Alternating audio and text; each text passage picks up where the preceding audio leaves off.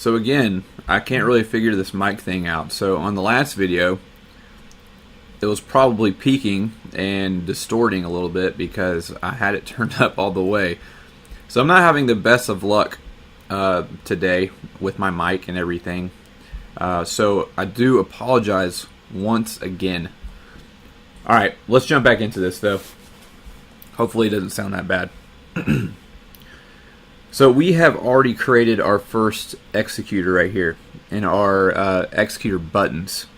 So let's now talk about these buttons down here, and I'll set this up in a different view too, because all of these buttons can be direct action as well. So if I go to screen 2 and let's do a new screen, or actually let's just keep it on here. We can keep it on this one.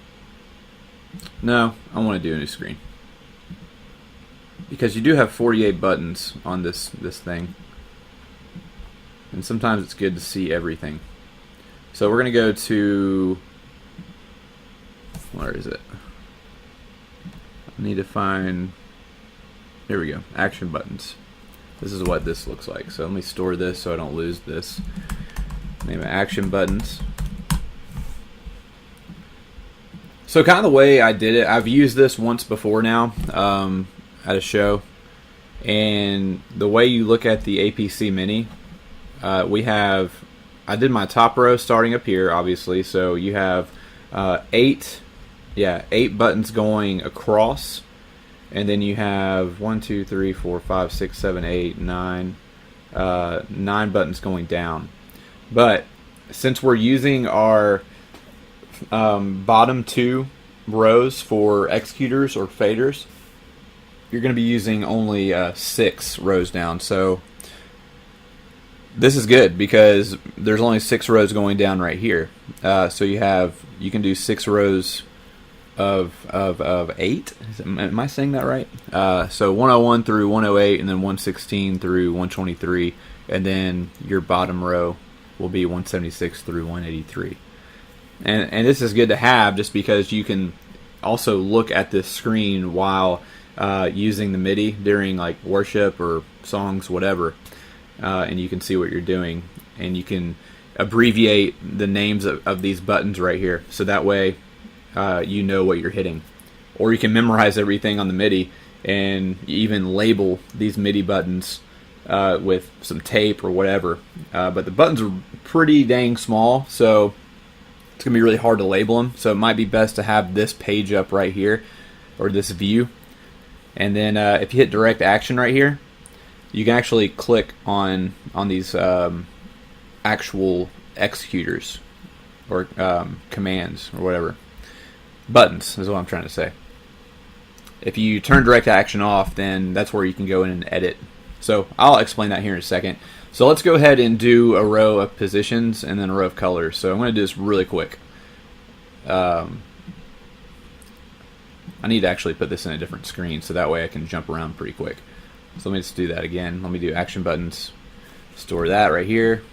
I'll just put AB for action buttons. And let me go back to main right here. So I'm going to take my Sharpies. Let me minimize that. Let me bring up MA3D. I'm going to put that down here.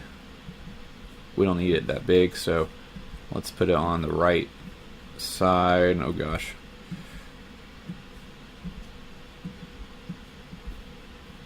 Excuse me while I do this. I'll make it even smaller because we don't really need to see it that much. Alright, so Sharpies, and we have, let's do flat. We'll store flat right here. And then let's do flat or up flat. We'll do that one right here. Alright, so let me expand this, and I'm going to name this to flat. And then I'm also going to change this to a toggle as well. And I'll go in and I'll change. You can do this one or two ways. You can go in with fade times and everything. You can do default fade times. And I did this for the previous show that I did. I did it like default fade times at 2 and default off times at 2 as well. So I'll show you how to do that here in a second. But if you wanted like each executor button to be different on fade times, this is the best way to do it. So I already did the fade time right here. Now let's do edit sequence, and we actually have to go into a different view right here, or a different screen, and we'll go to off time, and we'll do 2, okay? And let me do this one real quick. Well, let me show you how to do the default stuff. Let me go in setup. Let's go to defaults, I think. Let's see, yeah. So default sequence defaults. Let's do fade. Let's do 2 seconds. And then I always, let's see. Okay, off. I found it very quickly this time. Usually it takes me forever to find the off fade time. So let's do 2 seconds as well. So that's going to be our default off time for any executor. So if you hit off right here and then hit an executor, it's going to take 2 seconds to turn it off, unless you override the off time and put in your own off time. And then go back is 0 seconds. I usually I'll say Q timing on this one. I don't like when I hit go back and into 0 fade. Just do Q timing for go back and go to, actually. And now once we go back to the action buttons right here,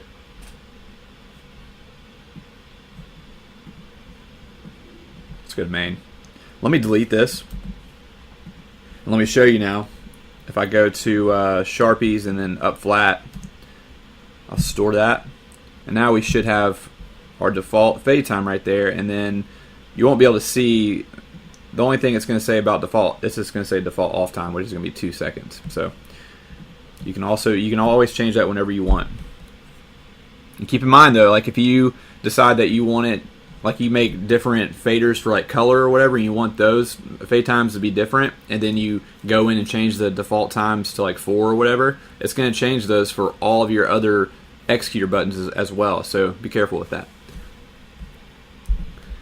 Alright, so going back into this, we'll name this flat or up flat. Hit go, hit toggle. Cool. And I don't think we need to go into options right now for anything. We'll get into that later. So now, let's go ahead and remove. I'm going to remove position information from that first fader right there. So what I'm going to do, I'm going to select the Sharpies, highlight position. I'm going to hit release, and then store. I'm going to hit store Q1 plus 2 right here, and we'll hit merge. And now we should just see lights that are just pointing straight down. Alright, so let's go ahead and put these buttons into Roadshow. So again, I'm using my top row on my actual APC Mini. So we're still on executor button, that's where we need to be. And this one's going to be executor, so we look at the number right here. So don't look at this number. This is the number of the sequence. Alright, so if you go to a sequence pool and recall this sequence, you're going to look in sequence number 2. And so you see how it says 2 and 4? It's because I made that other sequence before deleting it, because I wanted to show you those default times. That's why it says 4. So use this number in the upper left hand corner when mapping out buttons. Alright, so let's go ahead and do, for some reason, hold on. I thought I just need a button. Okay, executor. Well, maybe fader. I don't know. Let's see. Let's go to 101 and see what happens.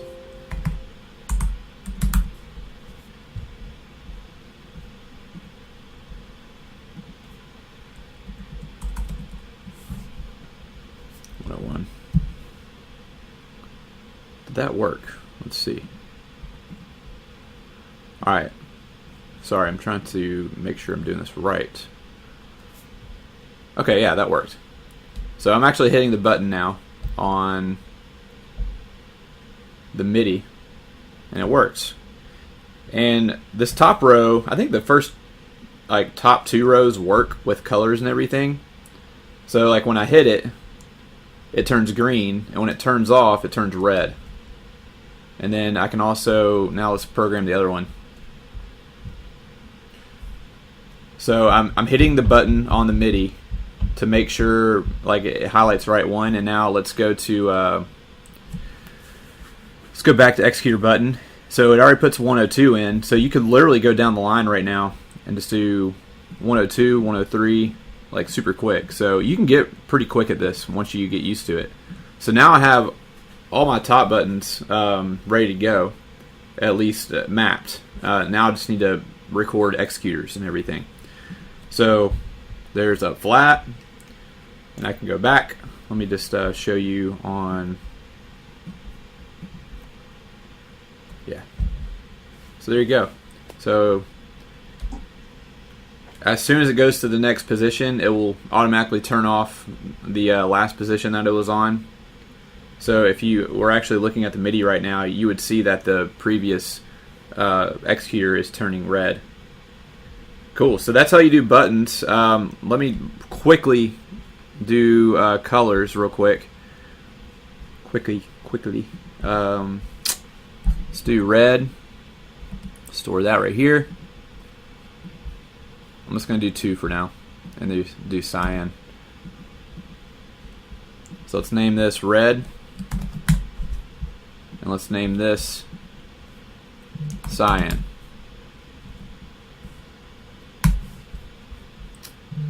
We'll also do toggle buttons as well. And you want to do an open look as well. So we'll do this. I'm going to move these around actually now. I always like my open color to be first. And it's to open. And let's do toggles. And you can also do this. Like, so when you're recording or putting in, oh no, don't cancel. All right, yeah. When you're putting in these executors, they all come up as default as Go executors. You can also change this. So I did this for the previous show that I did. Come on. Where's this? Toggle. If you pretty much all these buttons are going to be toggle buttons. So hit save default sequence assignment up here. So that way when you store stuff, watch. Now they're all toggle buttons. I'm just hitting store over and over again. And so you see that toggle. So that way you don't have to go in every time and then hit toggle. And hit toggle. This is why I like saving the fade times, the off times, and then also the executor button as well, and like what it does. So if we go in now, and oh, here's another cool thing too. If you want this, if you want to go ahead and change the color of this executor, so you can change it to red. So that way, it's like when you're looking at this, you'll know what color it is, and you don't have to look at the title of it. So I'm hitting assign, assign, assign, 3 times, and there we go. And then I'll do open on this one, or white. So that can be a fun thing to do. So now if I look at my RD Roadshow, I'll go in to my next row of buttons, which is going to start at 116, as you see that number right there, 116. So change it to 116, and we'll go down the line. Go to 8. Yep, there we go. And we should have colors now. So look, I'm changed between cyan, red, open, and we should see that in 3D as well. So it's going to go to red, and that's going to go to cyan. Cool, so the next video we'll jump into, we'll talk about macros.